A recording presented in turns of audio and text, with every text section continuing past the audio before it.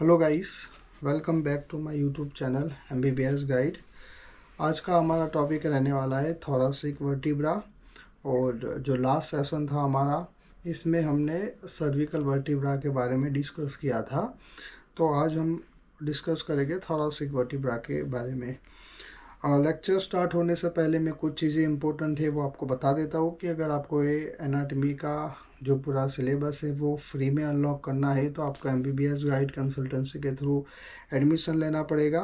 अगर आप ऑलरेडी रसिया में हो और किसी और कंसल्टेंट से आपने एडमिशन ले लिया है तो कोई बात नहीं है, आप हमें स्टूडेंट रिफ़र कर सकते हो और ये जो एनाटॉमी का सिलेबस है वो आप फ्री में अनलॉक कर सकते हो।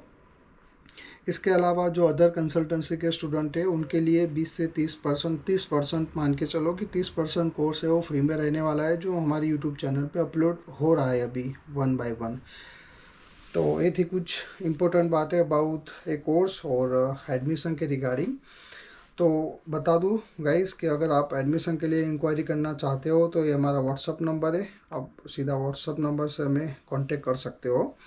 इसके अलावा ऑफिस एड्रेस की बात करूँ तो आप हमें अहमदाबाद ऑफिस पे मिल सकते हो, नोएडा ऑफिस पे भी मिल सकते हो और दिल्ली ऑफिस। इसके अलावा और भी सिटीज़ में हमारे एसोसिएट पार्टनर लोकेटेड है, तो वहाँ पे भी आप मिल सकते हो। तो आइए चालू करते हैं आज का हमारा टॉपिक थोरेसिक वर्टिब्रा। जो हमारा लास्ट टॉपिक था सर्विकल वर्टिब्रा, ये रही 7 सर्विकल वर्टिब्रास जिसके बारे में हमने चर्चा करी थी। अब ये जो थोरेसिक पार्ट है यहाँ से यहाँ तक, ये थोरेसिक वर्टिब्रा के बारे में आज डिस्कशन करेंगे अपन। ये जो हमारी पूरी वर्टिब्रल कॉलम है इसका ये एंटीरियर व्यू है, आप देख सकते हो। ये वाला राइट लेटरल साइड से हम देखेंगे तो ऐसा दिखेगा, और ये वाला व्यू है वो पोस्टीरियर व्यू है, जो हमने ये स्लाइड आगे भी डिस्कस करी थी आगे के लेक्चर में। तो सबसे पहले हमारी 8 थोरेसिक वर्टिब्रा है। ये जो 12 थोरेसिक वर्टिब्रा है इसमें से जो 8 नंबर की थोरेसिक वर्टिब्रा है हमने इसको अलग निकाला है और इसको हम सुपीरियर साइड से देखते हैं। तो ये जो अभी स्क्रीन पे आपको दिखाई दे रहा है वो सुपीरियर व्यू है 8 थोरेसिक वर्टिब्रा का। तो अभी इसके बारे में अपन स्टडी करेंगे। पीछे की साइड आपको दिख रहा है स्पाइनस प्रोसेस, जो आप जनरली जब बैक पे आपको महसूस हो रहा है, जो इसको हम स्पाइनस प्रोसेस कहते हैं। मतलब इस स्पाइनस प्रोसेस को अपन महसूस कर सकते हैं, यानी कि ये वाली जो साइड है वो पोस्टीरियर साइड है और ये वाली जो साइड है वो हमारी एंटीरियर साइड है। तो इसका जो स्ट्रक्चर है इसके बारे में भी देखते हैं। तो स्पाइनस प्रोसेस आप देख सकते हो जैसे सर्विकल वर्टिब्रा में था ऐसे ही, और ये जो स्ट्रक्चर दिख रहा है आपको ये बॉडी है हमारी थोरेसिक वर्टिब्रा की। इसके अलावा जो हमारी थोरेसिक वर्टिब्रा है वहाँ पे हमारी रिब भी जॉइंट होती है पोस्टीरियर साइड। आगे की तरफ जो हमारी रिब होती है वो स्टर्नम को जॉइन करती है और पोस्टीरियर साइड वो यहाँ जुड़ती है थोरेसिक वर्टिब्रा से। तो दो साइड से जुड़ती है, सुपीरियर कोस्टल फैसेट। अब सुपीरियर मतलब ऊपर की साइड, कोस्टल मतलब रिब को कोस्टा बोलते हैं लेटिन लैंग्वेज में, और फैसेट मतलब आर्टिकुलेशन जो हमने आगे बात करी थी।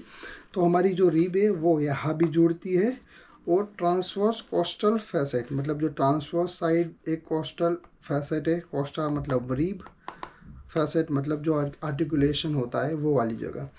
तो हमारी रिब एक यहाँ पे भी जुड़ती है, यही रिब ये से आर्क बना के यहाँ पे भी जॉइंट होती है ट्रांसवर्स कोस्टल फैसेट से, और एक इंफीरियर कोस्टल फैसेट पे भी होती है, वो अपन नेक्स्ट स्लाइड में देखेंगे अलग एंगल से। इसके अलावा सुपीरियर आर्टिकुलर प्रोसेस है, ये वाला जो दिख रहा है वो, और ये वाला पर्टिकुलर पोर्शन है वो फैसेट है। और वर्टिब्रल कॉलम भी आप देख सकते हो थोरेसिक वर्टिब्रा में, और जो ट्रांसवर्स साइड है वो ट्रांसवर्स प्रोसेस है, और ट्रांसवर्स प्रोसेस पे ही हमने ट्रांसवर्स कोस्टल फैसेट देखा है। और आप ध्यान से देखोगे तो आपको आर्च भी दिखाई देगी ये वर्टिब्रा पे।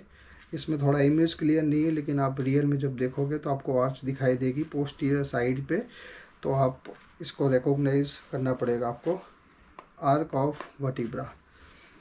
मैं आपको गाइज एक रिक्वेस्ट करूँगा कि अगर आपने जो जनरल एनाटॉमी की वीडियोस नहीं देखी तो आप एक बार देख लीजिएगा। इसमें कुछ टर्मिनोलॉजी है तो आपको ज़्यादा आइडिया आएगा। अब अपन यही 8 थोरासिक वर्टिब्रा है, इसको हम लेफ़्ट साइड से देखेंगे कि लेफ़्ट साइड से हमारी वर्टिब्रा कैसी दिखती है। तो सबसे पहले अपन ये रही अपनी बॉडी ऑफ दी वर्टिब्रा। इसी तरह सुपीरियर कोस्टल फैसेट, सुपीरियर क्यों है क्योंकि ऊपर की साइड है। रिब को अपन लैटिन में कोस्टा भी बोलते हैं। तो कोस्टल फैसेट मतलब आर्टिकुलेशन, मतलब हमारी रिब यहाँ पे भी जुड़ती है। और inferior coastal facet, inferior side है, कोस्टा मतलब रिब, और फैसेट मतलब जो रिब यहाँ पे भी ज्वाइन होती है, यहाँ पे भी होती है। और ये ट्रांसवर्स कोस्टल फैसेट, और यहाँ पे भी हमारी रिब जॉइंट होती है, मतलब ऐसे आर्क लेती है हमारी रिब। फॉर एग्जांपल ये पूरी रिब है, इतनी थिकनेस, इसकी थिकनेस इतनी होगी, तो सुपीरियर साइड और इंफीरियर साइड जॉइंट होगी, फिर वो ऐसे पीछे होके फिर आगे जाएगी। अपन देखेंगे नेक्स्ट स्लाइड में तो आपको ज़्यादा आइडिया आएगा। इसी तरह आपको नॉच भी दिख रही है यहाँ पे वर्टिब्रा में, ये ऊपर की साइड है, इसलिए अपन इसको बोलेंगे सुपीरियर वर्टिब्रल नॉच। और इंफीरियर साइड आपको एक नॉच दिख रही है, तो इंफीरियर वर्टिब्रल नॉच। अब आपको सुपीरियर आर्टिकुलर प्रोसेस भी इसमें देखने को मिल रहा है, ये वाला। और इंफीरियर आर्टिकुलर प्रोसेस भी आपको एक ग्रीन कलर से आपको दिख रहा है। इसमें ये वाली चीज़ है वो आपको फैसेट दिख रहा है, यहाँ पे भी आपको फैसेट दिख रहा है। तो ये जो सुपीरियर आर्टिकुलर फैसेट है वो इसके ऊपर जो वर्टिब्रा होगी, इसका इंफीरियर आर्टिकुलर फैसेट है, इसके साथ जॉइंट होगा। अभी अपन आके देखेंगे इसको। तो ये 8 थोरासिक वर्टिब्रा का लेफ़्ट साइड से व्यू। अब अपन नेक्स्ट देखेंगे 12 thoracic vertebra from left side. तो सबसे पहले आपको बॉडी को रिकॉग्नाइज करना है, ये वाली हमारी बॉडी है, बॉडी ऑफ दी वर्टिब्रा। इसी तरह आपको यहाँ पे सुपीरियर वर्टिब्रल नॉच दिख रही है, और ये नीचे दिख रही है वो है इंफीरियर वर्टिब्रल नॉच। और इसी तरह आपको ट्रांसवर्स कोस्टल फैसेट आपको यहाँ पे देखने को मिल रहा है, ये रहा हमारा ट्रांसवर्स कोस्टल फैसेट। और इंफीरियर आर्टिकुलर फैसेट भी आपको देखने को मिल रहा है, जो इंफीरियर साइड है वो इंफीरियर आर्टिकुलर फैसेट है, वो इसके नीचे वाली वर्टिब्रा के सुपीरियर आर्टिकुलर फैसेट के साथ जॉइंट होता है। इसी तरह आपको ये वाला जो दिख रहा है वो सुपीरियर आर्टिकुलर फैसेट है, जो इसके ऊपर वाली वर्टिब्रा के इंफीरियर आर्टिकुलर फैसेट के साथ जॉइंट होगा। ये साइड में आप देख सकते हो ट्रांसवर्स प्रोसेस, और जो पीछे की साइड पोस्टीरियर साइड है, ये पोस्टीरियर साइड है, और ये हमारी एंटीरियर साइड है, और ये पोस्टीरियर साइड है। और अपन लेटरल साइड से भी ये वर्टिब्रा को ऑब्जर्व कर रहे हैं। तो पीछे की साइड आपको ये स्पाइनस प्रोसेस भी दिख रहा है, वो स्पाइनस प्रोसेस वही है जो अपन बैक पे महसूस कर सकते हो जब आप टच करते हो। तो ये 12 थोरासिक वर्टिब्रा का लेफ़्ट साइड व्यू था। अब उसी तरह अपन फर्स्ट थोरासिक वर्टिब्रा जो है, इसको फर्स्ट रिब के साथ कैसे जॉइंट होती है इसके बारे में भी देखते हैं। तो वही है हमारी वर्टिब्रा की पोस्टीरियर साइड है, और ये हमारी वर्टिब्रा की एंटीरियर साइड है। ये हमारी बॉडी है वर्टिब्रा की, आप देख सकते हो। और ये है सुपीरियर कोस्टल फैसेट। इसके अपोजिट साइड देखो, ये हमारी रीब है। ये रीब का जो मतलब शुरुआत का पार्ट है वही आपको दिखा है, अपन रीब की एनाटॉमी अलग से देखेंगे। तो ये सुपीरियर कोस्टल फैसेट है, सेम इसी साइड ये वाला है देखो, तो यहाँ पे जॉइंट हो रही है। उसी तरह ट्रांसवर्स कोस्टल फैसेट है ये वाला, तो सेम ट्रांसवर्स कोस्टल फैसेट ये वाली साइड पे भी है, ये रहा, और वहाँ पे भी रीब जॉइंट होती है। तो कुछ इस तरह रीब हमारी जॉइंट होती है, फिर आगे निकलती है, आगे निकलती है, और आगे हमारा जो स्टर्नम है वहाँ से जॉइंट होती है।